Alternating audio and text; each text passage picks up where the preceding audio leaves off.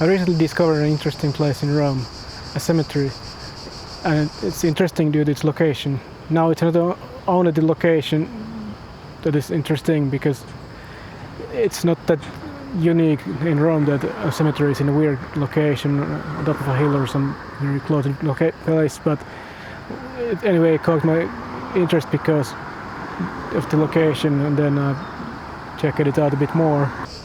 As you can see here on the maps, the cemetery is encircled by a huge junction and its ramps.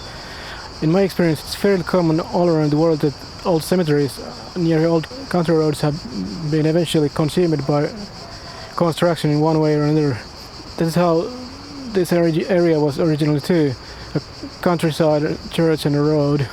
Interestingly, the current overpass closest to the cemetery, circling around, is actually following the old road that was there before the current highway elevated construction, which was built as late as 1990s.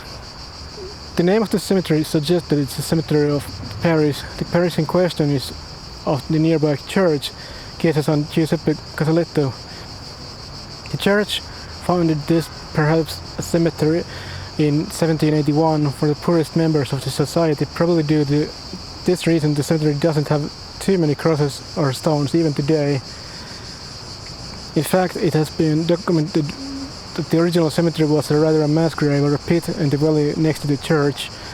During the 1855 cholera epidemic, the second pit was dug in the valley.